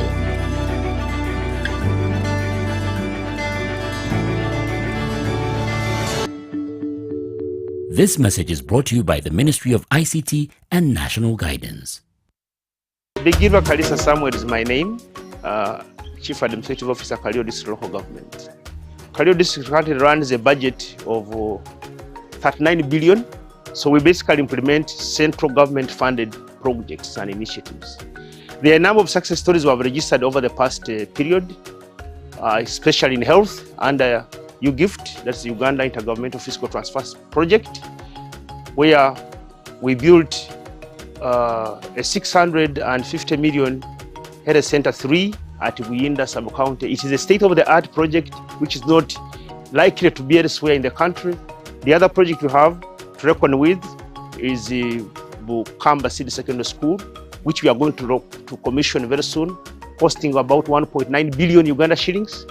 And then we have also other projects in production and marketing under the production and marketing grant. And these include the 4-acre model farm initiative of the president. We have fisheries, fish farming.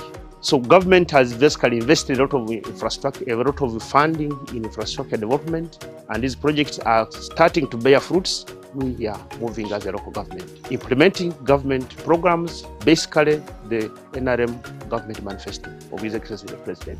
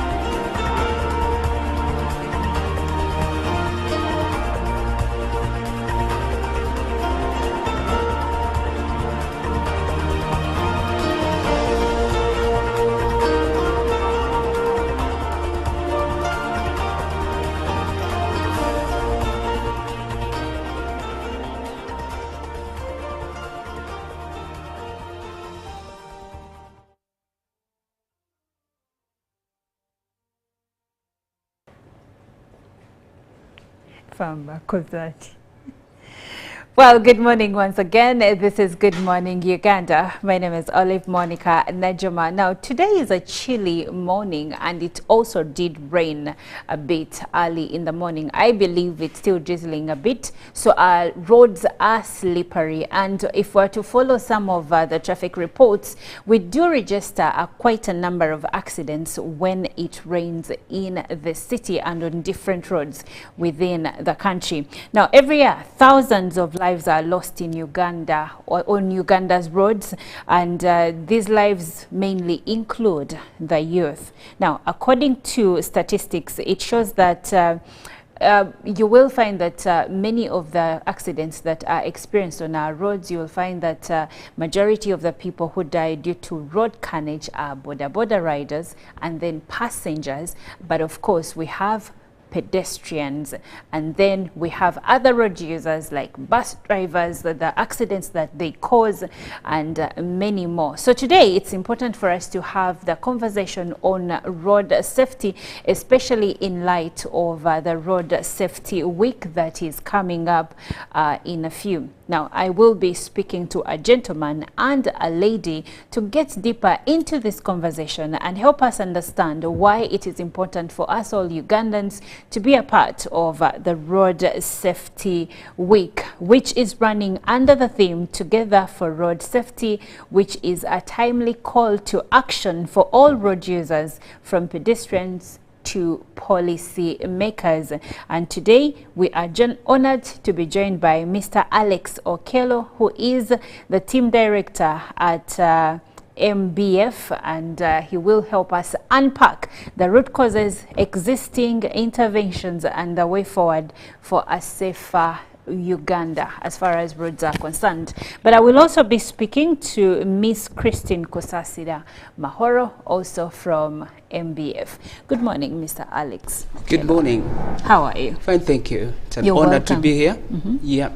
Okay, it's great to have you, and the conversation that we are going to delve into is one that is close to the heart of every Ugandan, because if we are moving from our homes to places of work, to wherever we go, we use roads, and accidents do affect everyone, because even when a relative, a friend, a workmate, when they get into an accident, let's say if they don't die, but then they have a broken limb, the family is affected. If this person was a breadwinner, if this person was a young person going through school, basically on all levels there is some element of negative effect onto the family, onto the loved ones when we are involved in any type of road crash. But before we get into this conversation, I don't want to get ahead of myself. I would like first of all for you to talk to us about MBF, what you do, and why the road safety in Uganda is important to you. Thank you, Olive. It's an honor to be here at Good Morning Uganda. I am a Pastor Alex Okello. Been in pastoral work from 1996, and I was here a long time ago in 2008. Missions Beyond Frontiers began actually 2007. It's a parachurch NGO that is affiliated to Pentecostal Assemblies of God, Uganda. And we have three pillars. We have missions, we have capacity strengthening, and projects. And under projects, we have a campaign called SORTED, which means social outreach to realize transformation in the environment for development. In this environment, we are talking today is about the environment of the road, safety on the road. And so it's an honor to get involved in this regard. Okay, thank you so much, Pastor Okello. Now, before we still get into the conversation, Miss Christine, good morning and welcome to Good Morning Uganda. Good morning, Olive. I'm happy to be here. It's my pleasure to have you. Please briefly tell me what you do at MBF as regards road safety and the Road Safety Week. Just as Pastor Alex has talked to you, we deal with 3 arms, but one of them is to do with garbage. And on the roads, it's very, very essential that we keep our roads clean, to avoid all those accidents you've been talking about. Even a little thing as small as a polythene bag can break somebody's leg, end up in hospital for years or for a long time, and is a breadwinner, and so the whole family will crumple down. So we do so much in seeing that our roads are clean from all those things, which are just find people just littering anyhow. And the awareness would be very good if some people would, if all of us would embrace. Yes. Yeah. Yeah, it's not for some, it's all of us. For all of us. I agree. Yes. Coming back to you, Pastor Alex, please help us understand the purpose of the Road Safety Week. The purpose of the Road Safety Week is very beautiful because road safety, like you said, is for everyone. I usually almost on a daily basis use Entebbe Road, and I cross through what they call the zebra crossing.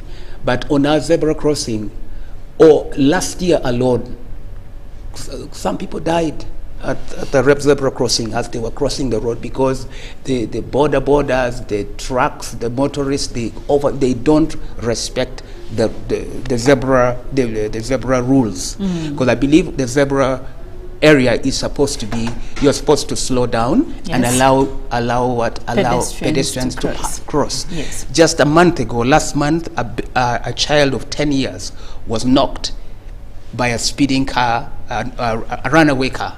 She died on the spot. 10 years. Yes. Still at the zebra. Just after 2 years at the zebra crossing, it happened, and the police were nowhere to be found. It's a pity, and it's heartbreaking. And I normally do a lot of standing on the road, and I lift up my hand and I tell you, please stop. And they when they see me dressed smartly, they think, who is this guy? And they think maybe I'm a police official, someone in the government. So they stop and they allow people to pass. I say, please allow people to pass. This is zebra crossing. We have a right of way when we're here. But ideally, we shouldn't even be using human resources at zebra crossing, because the purpose of a zebra crossing is for us to slow down and let people cross. That's right. Okay. Yes. And so there are lots of things. I mean, our motorists, cyclists, many of them, especially in Kampala, don't respect the road signs. They will go on the wrong way. When the light is red, they will go through. Then they will cross. A lot of things happen on the road. They will ride through pavement and with impunity. And I keep telling them, no, it's wrong. It's wrong. It's not right for us to do this. And I think we need to have a conversation in this regard with the motorists, with the leaders in these spaces, so that we are able to change the culture, this bad culture of not caring for those on the road. Because someone you knock on the road may be your potential customer. And I think we need to do more to engage everybody. Everybody needs to be involved. Yes, please. Now, if you're just joining us, we are speaking matters road safety as regards the Road Safety Week that is coming up, and I have a group, a team of people coming in from Mission Beyond Frontiers. Missions Beyond Frontiers. Yes, and we are delving into some of the reasons why we should all be interested in issues to do with road safety. They will tell us about when the Road Safety Week will be, but the theme for this year is Together for Road Safety. It's plain and simple, really, and it's something that everyone should be concerned with. Now, looking at the statistics from the annual crime report of 2023, over 20,394 road crashes were recorded. More than 3,800 lives were lost, with border riders accounting for 46% of all fatalities. Now, 90% of road crashes are attributed to human error, including reckless driving, drunk driving, and failure to observe road signs. Only 5% of border riders consistently wear helmets. This is where we are at, and I am speaking to Mr. Okedo, to Pastor Okedo Alex, who is from BF, and I am also speaking to Miss Christine Kusasira Mahoro, and together we are trying to find solutions to road carnage in our country. Sometimes when you read the news or when you watch the news, these are just statistics until it comes close to home to either you or someone you know in your family or a friend or colleague. That's when you know that this is a cancer that is eating at us. I believe all of us have been on a border and the rider just went through a red light, or probably they were overspeeding or overtaking from the wrong side of the road, and many more. But also we have also experienced poor drivers, reckless drivers. Those could be truck drivers, they could be Subaru drivers. I'm just trying to paint a picture, but it is not a good picture. And also police normally releases footage regarding our actions and our driving, especially at intersections. If we could get footage of that, you would see that we are honestly the cause of the accidents on our roads, especially when you look at different intersections in the country. But I am not here to be the one to speak. I have the guests here, and coming to you, Miss Mahoro, you did say that your department is concerned with the waste along the roads. Please tell us more about that. Thank you so much. The basis now, when we see the rain, yes, it is the limit, because you see all the garbage, bottles, all plastics, food, everything running through the road. And sincerely, that is not healthy, because the Bible says cleanliness is next to godliness. And if we are not clean, where are we going? Somebody walks with a park, is eating something from the park, so is it just where they are? And yet the government has put, at least the KCCA, has put some garbage cans near where you can just say, let me hold on to my rubbish until I get to the right place to leave it. And some people also go ahead and say, this one will decompose. Sincerely, even if it will decompose, put it in the right place. That's right. Don't go and say because it's in the wind, you just throw it through the window. One time I was traveling in a matatu and the fellow was hungry, yes. He picked a can of milk, drank the milk and threw it in the middle of the road. This was opposite Bat Valley. Sincerely, who was going to pick up that can?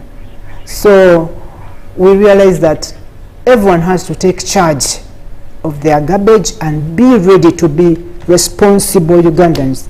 I, for one, I am sure the way I was brought up, I don't have any kavera that I've dropped on any road. Are you sure? Yes. I put my garbage with me, and above all, I sort. I take them home, put them in correct cans, and dispose them properly. Some of them are good for my garden. Like if I was eating a banana, that is the best for my garden. Why should I throw it in anywhere? I'm ruining myself, and yet this is good for me. That's right. So I deliberately have special packs where I put my garbage in my bag, because I will not litter. I'll put it in a beautiful pack, empty it at home or in a proper place. Yeah. Okay. Well, I am speaking to a team from Mission Beyond Frontiers, and we will take a short break. When we come back, we'll be joined by another guest still from MBF. Stick around.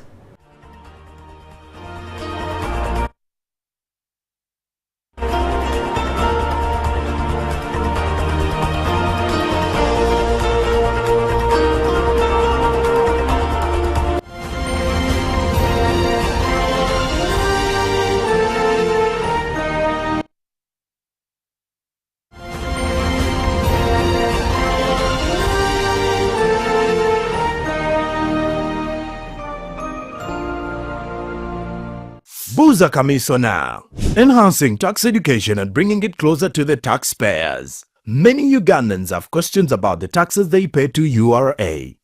When we come at revenue, they tell us to clear chitenge at 10,000. And when we are selling chitenge, we sell it at 17. So we don't know whether we are working or not. Understanding your tax obligations can help you grow your business and avoid unnecessary losses. Now, you can get direct answers. Send your tax-related questions via WhatsApp or SMS to 0790-141-887, and the Commissioner General of URA, John Musinguzi, will personally address them. Tune in to UBC News Tonight every Monday and Wednesday for expert insights and clear explanations. Buza Commissioner. The government's mandate is to maintain law and order, safeguard citizens' rights, and provide essential public services. Remember, one of the pillars of a roadmap is innovation and entrepreneurship. There has been this question of how are you protecting our indigenous seed? It's going to be a tall project. That answers somebody's question. For the past 20 weeks, the front bench has brought you insightful discussions on governance, security, healthcare, justice, and commerce. Why do you go through this complicated procedure, involve the lawyers? You bring the case against him, the judge will hear you out and pass judgment, and you're out of court in record time. We remain committed to keeping you informed and engaged on key national matters. So these are huge, these are powerful organizations which now Uganda chairs. Why don't you come together? If we haven't migrated to the e-card because of various reasons, including that not all the people of Uganda have smartphones. You can sit in your house, apply for a passport. If you have a Ugandan who has a successful logistics firm in the US, it means he can come to Uganda and do a lot more. Now airing every Monday at 8:30 p.m. with me, Jethro Kasaiji, your interface with the government only on your public broadcaster, UBC, Inspiring Uganda.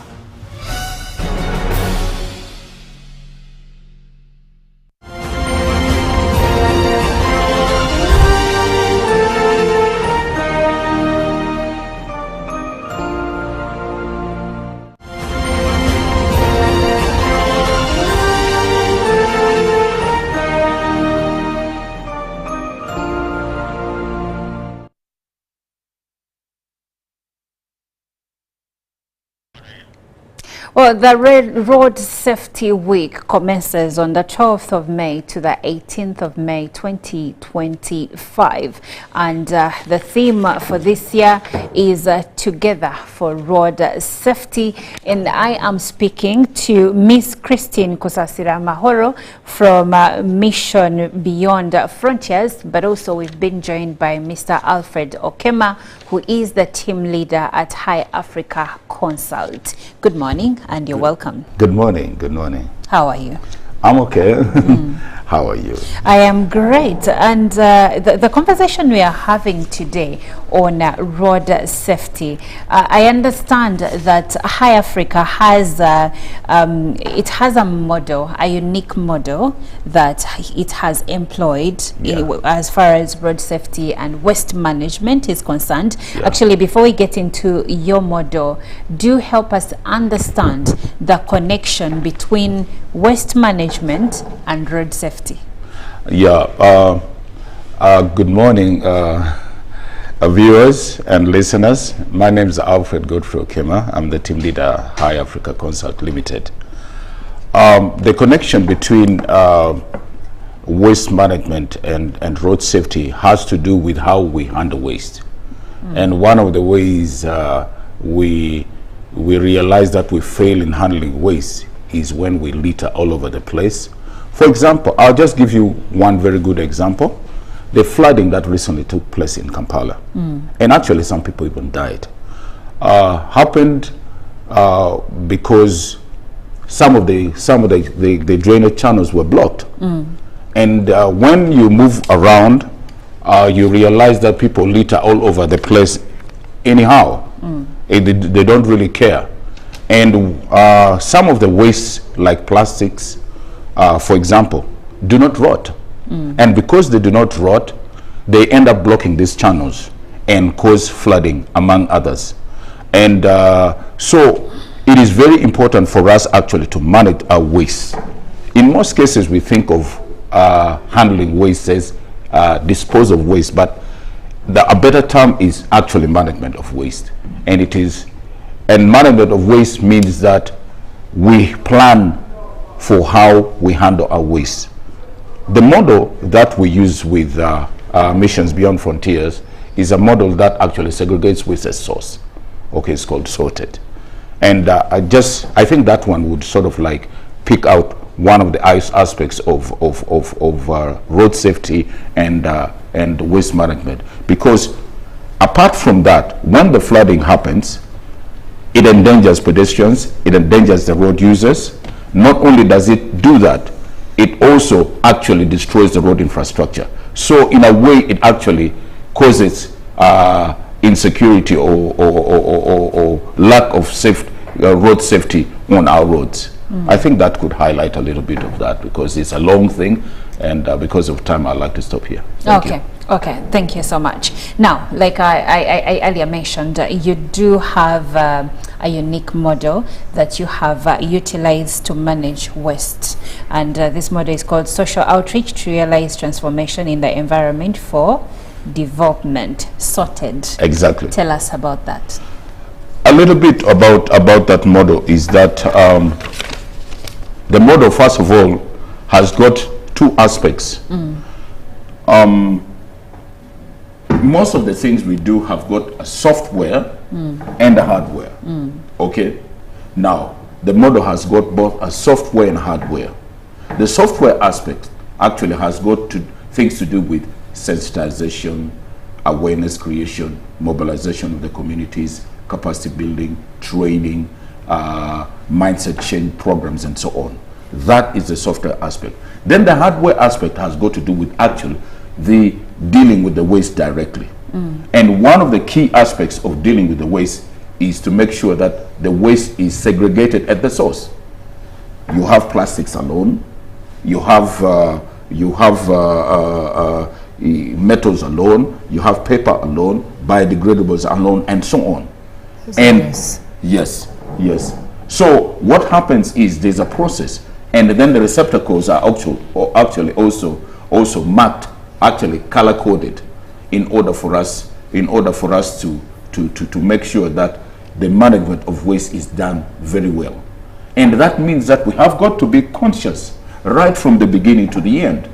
You see, apart from what High Africa is doing for MDF and our communities, we are also monitoring and evaluation specialists.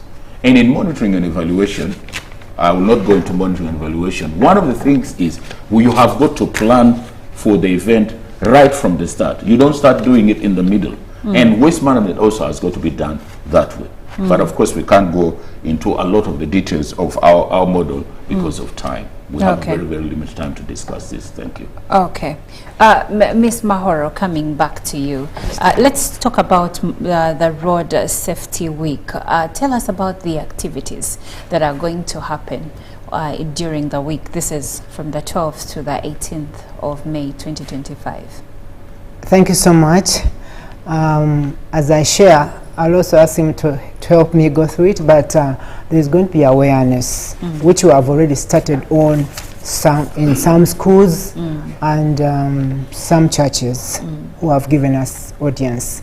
Because as he said, you can't start from in the middle. Yes. So we have found that adults are adamant. So we started with children who are enforcing it, and this has been tremendous, because like the schools we've been to, like Aga Khan, they have already embraced it, and that when a child says something at home, the parents will hear. So what exactly are you teaching the children when you're going to these schools? To plan for waste management right from home, from childhood, because when they put it in their hearts and they understand it, they will be the implementers of tomorrow. So sensitization is very, very key. And as we said, starting in the middle is hard, and adults are difficult to handle. Because, for example, yesterday somebody was going to take me on a bike. He was sipping a soda. As soon as he saw me, drop the bottle there. I could not tell him, please pick it up. And for a child, I can. So sensitization is one of them, and also getting hands-on. When you teach somebody verbally, they may not understand. Talk on radio, do whatever, but they may just say, oh, they talked well. But when you go physically, I can sensitize on air, but physical is very key. So when we go to schools, and we have been to many, and even as many as little as nursery schools, it has worked out for us. Given that you are speaking to students, pupils and students, these are young people, and they have the adults to, basically pretend of them. What authority or how much authority do these children have over the adults, for the adults to change their ways? When a child says, I will not do this, they will not do it. And they can tell, Mommy, somebody told us this. Can I do it properly? And they will handle. And they are happy because we encourage them to do so. And when they do so, you come up with a gift. So that you encourage them to do it again and again. Yeah. Okay. Although we don't allow them to do it barehanded, that's also inclusive in the sensitization. Okay. I understand that, but now, Mr. Okema, coming back to you, tell us more about the activities that will happen during the Road Safety Week. Yeah, there are several activities. Some of the activities are still proposed activities. The activities that MBF and partners will be doing and will also encourage the communities to do. Some of the activities have got to do with the software I told you about.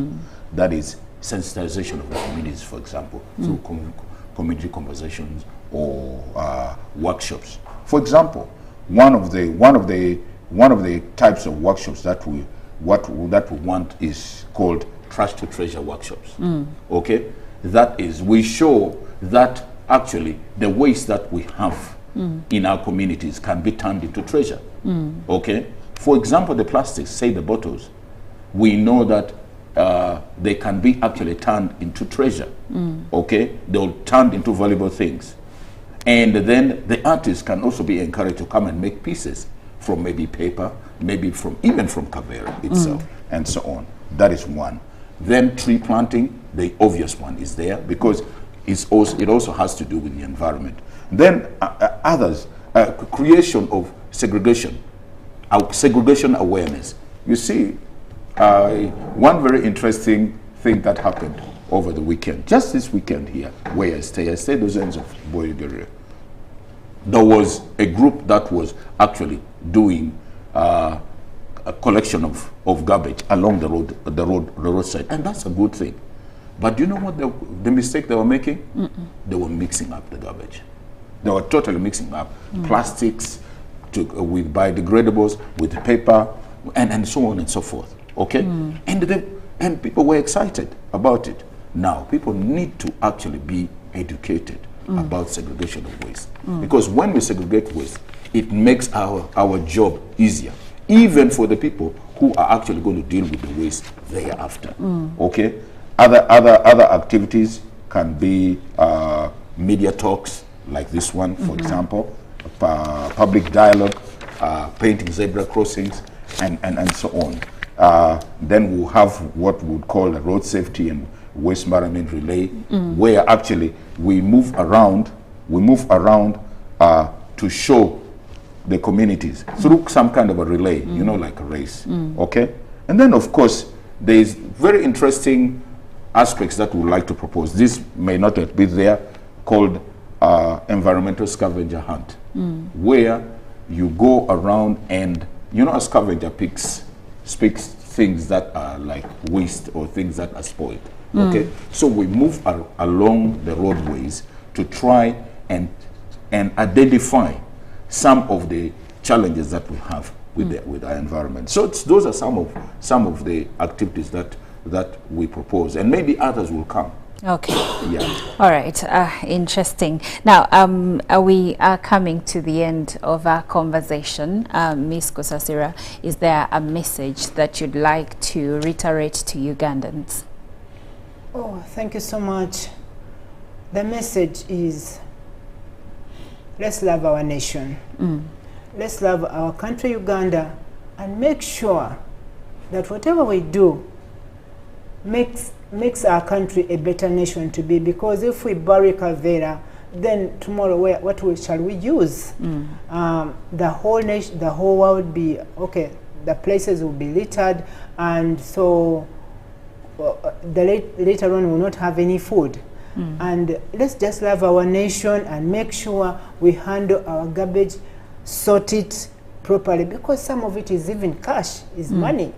We are missing out on money because we do not sort. Actually, on my shirt, there is that sorted campaign. We normally go and make sorted campaigns everywhere, like in markets, and I'm about to do one in my place where I stay, although I'll not tell you where, but I want to go and sensitize those market people, because as you know, markets are by the roadside, and as soon as the place is not good enough, be sure the road will be not happy, and people using it will have a challenge. So my wish to all of us Ugandans, let us love our nation and make sure we deal with our garbage. It's affordable, very much affordable. We can manage. We're not with a lot of money. just make sure that you are responsible for your rubbish. Use it and keep it, put it in the right place, sort it. Okay. Thank you so much, Miss Christine Kosasira Mahoro from Mission Beyond Frontiers. Mr. Okema, your parting remarks. Yeah, fellow citizens, I would like to say that we are all stakeholders as far as waste management is concerned. Because as human beings, we all produce waste. It is very important for us to recognize that we are stakeholders. And as stakeholders, let's be responsible.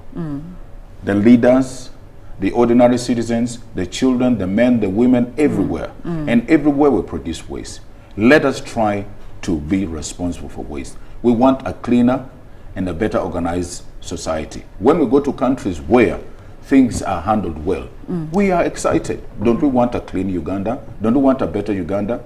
As citizens, let's love our country and do just that. Be responsible. Be responsible. Thank you.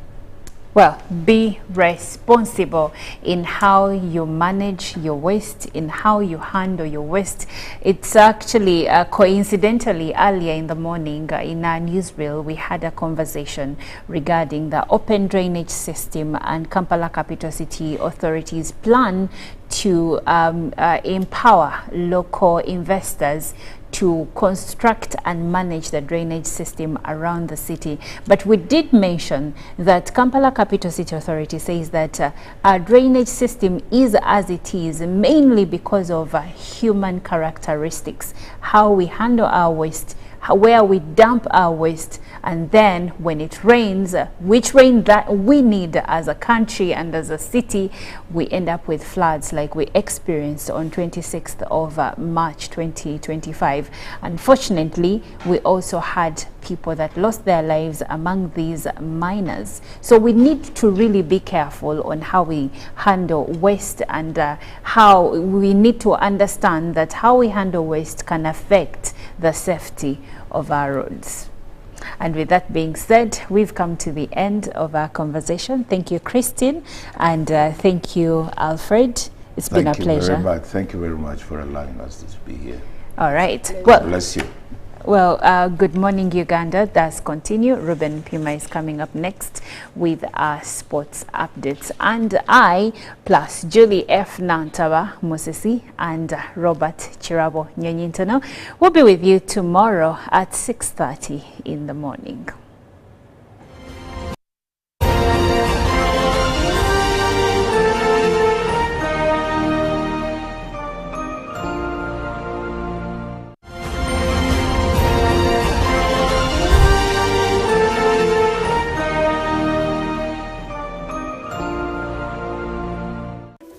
In a nation hungry for truth, a world where every story matters, there exists a beacon of trust and reliability. For decades, they've been our voice and our window to the world, holding the mirror of our history. With 4 TV stations and 11 radio channels spanning 27 languages, they stand as guardians of information, defenders of truth. With Mascari Heritage Advantage, they uphold every citizen's right to reliable and free information. Their archive stories shaped our past and illuminate our present.